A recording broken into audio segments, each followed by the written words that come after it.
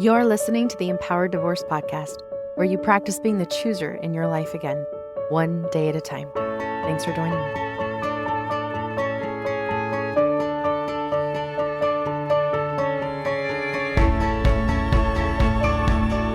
Hello, my amazing listeners. How are you? How are you today? Thanks for joining me.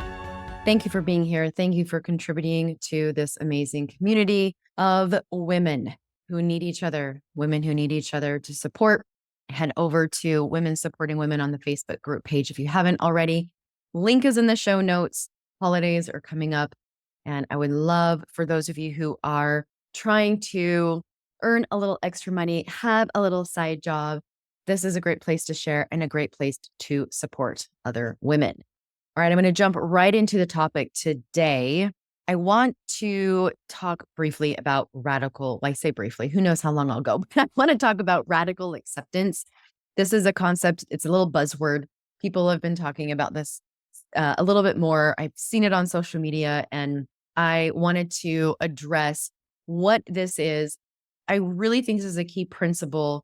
When you can adopt this mental state of radical acceptance, it helps you get through and navigate an empowered divorce. Radical acceptance is a concept that I really stand behind. I talk a lot about empowerment and choice, and radical acceptance puts you in that space of agency and choice.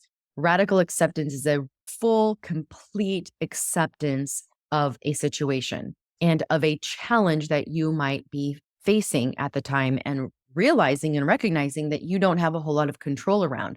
What I want to say right out of the gate is that radical acceptance is by no means approval. This is not to say that when you find yourself in a situation that you do not approve of, that doesn't align with your values, when you see someone acting and behaving in a way that is wrong, that is abusive, that is destructive, you do not have to approve of such behaviors or situations that are harmful, that are not in line with humanity. You don't have to approve or agree with what's happened, what's happening in the circumstance. Radical acceptance is fully accepting things as they are, not what you believed they were. You believed that you had a faithful partner. You believed that your partner was honest, telling the truth. You believe that your partner shared values and dreams and a future together. Radically accepting that they were not faithful, they were not honest, and they did not value the same things and chose to act outside those values without repair. Without radical acceptance here, you might continue to cycle through confusion or denial and the agonizing hope that things might return to how they once or how you once thought they were. This cycle can keep you stuck. It can prevent you from healing, delay your ability to move forward in your life in the way that aligns with your true values and needs. Divorcing a high conflict person also requires radical acceptance, accepting that this is who they are. This is their character. This can be really, really mind-blowing and hard to accept in a radical way, because oftentimes you might find yourself still hoping for a change, for a moment of realization from them, or expecting a shift in their behavior that aligns with what you consider reasonable or fair. However, this expectation can lead to ongoing disappointment, further conflict between you and your ex or soon-to-be ex. And high conflict personalities, they typically maintain their behaviors and the way that they show up, regardless of the consequences or regardless of the emotional toll that it's having on you and other people, including your children. Every time my ex would show up in a quote nicer way or be agreeable where he wasn't before, offer or do something that was actually helpful or what he was legally obligated to do, it was easy for my brain to go right back to the place of, oh, maybe he's changed. Maybe he's better. Maybe we can get along. Maybe he can see how he's been and he'll be different. No, I had to radically accept the patterns and not let my boundary down, because every time it would come back and bite me in the ass. But this is who this person is and has been showing me all this time. And I had to accept radically that they are the person that they are. Radical acceptance in this context means accepting that your interactions with this person will likely always be changing. You might never know who you're going to get at pickup or drop off when you show up to the kids' sports activity. It involves radically accepting this involves understanding that no amount of your reasoning, pleading, accommodating will fundamentally change their behavior. This acceptance is not about liking the situation. It's about protecting your mental health by managing those expectations and reducing suffering, really that emotional turmoil that I think oftentimes we put ourselves through when we don't radically accept things as they are. Radically accepting that you chose to marry this person and have been trying to get this person to love you in a way that you love and deserve to be loved, and that they never have and never will love you the way that you love. This is so hard. It's a hard pill to swallow, right? I would wonder what I did wrong, what did I do in my past to deserve this? But radical acceptance is that I did choose to marry this person because of what I knew and what I didn't know at the time, who I was and who I wasn't at the time. This type of acceptance will actually liberate you from the cycle of self-blame and regret. That is not serving you. It is not helping you. It radical acceptance that this is who you chose to marry rather than I shouldn't have married him. Why did I marry him? How did I choose this person? That's what's going to keep you spinning and stuck rather than recognizing that your decisions were based on your understanding at the time, your experiences, the information that was available to you at the moment. Accepting this radically doesn't mean that you made a mistake or that you deserve any of this destructive or negative treatment. It means acknowledging your human experience and your growth since that choice, right? Maybe it's radically accepting your financial status and that it isn't the same and that it isn't what you wanted and that you can't control how the other person contributes to that. I know many of you are not getting financial support, and the battle of enforcing child support is a nightmare. I've been there. Leaning into radical acceptance for me was so hard, yet it was also what set me free. I was able to shift my focus and use my energy in a way that actually supported and benefited me and freed me even more from him. I don't approve that he's not supporting his children or that he left me high and dry with his business debt, but I couldn't control that he wasn't doing anything about it. And the little control that I did have legally, dragging him in and out of court, chasing him down as he fled state to state, I no longer wanted to use my energy in that way. So it required me to lean into radically accepting that I don't have control over him. I don't have control over his contribution financially.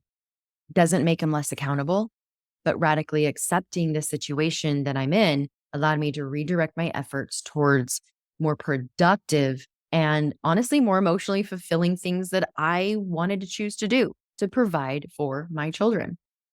When you're fighting reality, you're literally creating that turmoil within yourself, this inner conflict and pain. It impacts how you show up in your life. It impacts how you show up as a mom. It impacts how you show up as you are trying to have an empowered divorce. So radical acceptance is this is who the person is. This is how the situation is. This is how the legal system is. I can't control that. When we free ourselves up with all of this inner conflict of trying to make something that isn't going to happen into something that we want it to be, we free up space and begin to have healthier cognitive functioning. We move more into your prefrontal cortex where you can think differently, where you can problem solve, you can see options, you can start approaching your life with a different perspective, with a different level of energy. When you embrace this principle of radical acceptance, you are not just giving up on change, you're choosing to channel your energy into an area that you can actually make a difference in. It didn't matter how many times I phrased, reframed, had other people frame, had the judge frame, it wasn't going to change who this person was. It wasn't going to change. It didn't matter how I showed up, how I didn't show up. Radically accepting that I could not control this person freed up space and gave me power in areas of my life that I actually had control. When you resist, when any of us resist what is, things as they really are, whether it's a person's nature, character, whether it's a life situation, even a systemic or legal situation, you generate this internal strife, suffering, and it clouds our judgment. It affects our emotional and mental well-being. It exhausts your mental resources. So it's way, way harder to come up with ideas, solutions, think through problems. It's like this huge tug of war that you're having with reality. And no matter how hard you pull on that rope, the situation is not going to move. The person is not going to move. And your energy just gets more depleted and more depleted and more depleted. When I kept engaging in ways with my ex that really resembled me banging my head against the wall, where I just couldn't understand why he couldn't understand basic logic, I was only hurting myself. And I honestly believe that he got a rise out of me doing this. But it also was keeping me connected to him. I've used the analogy of the rope, right? Being attached to the rope, hanging onto the rope that's attached to me and attached to him, is attached to you and to your ex. I had to radically accept that I do not need to convince him of reality. I do not need to convince him of my reality or truth or my truth or logic or anything. Radically accepting that I'm not going to understand where he's coming from, and he is not going to believe my truth or my perspective of the marriage or the situation. I'm no longer fighting reality. This allows me to problem solve with a clear mind, with a clear conscience, rather than a mind that's trying to figure out a broken mind. That is like a rat running in a circle. Detaching yourself from this need to change or convince anyone but your ex allows you to redirect your focus. It allows you to start living your life in the way that you want. So be aware. A couple things you can start doing is just pillar number one, drop into more awareness. Drop into awareness of when you are in this mental space of the shoulds and the shouldn'ts and the supposed to be's. Those S words are key indicators that you might be arguing with reality. You might be arguing with things as they really are. When you find yourself dwelling on what could have been or what should be, gently walk yourself back into the space of what is. Practicing mantras of I am powerless of others and situations that I am not in control over. Acknowledging that we are powerless in these situations or with people does not make you a powerless person. It does not take the power out of you. It actually helps us to access the strength and empowerment that we do have within, and where it actually can change for your good, to create your life in the way that you want, because that is where you have choice. Stop giving your power away to someone that doesn't respect you. Stop giving your power away to a situation that doesn't serve you by trying to change something that you can't. Start using your power that you do have in places and spaces that you can control.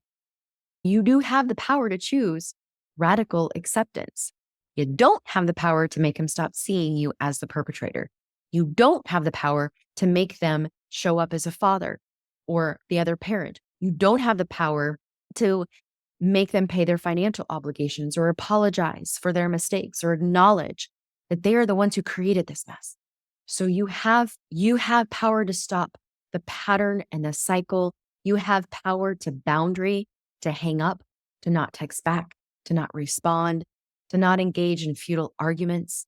You have power to choose where you want to focus your energy, the relationships that are worth nurturing. You have power to protect your mental and your emotional well-being. Radical acceptance is dropping the rope that's tied to them and you. Drop it. They have been showing up in ways that you now see as destructive, and they are not changing.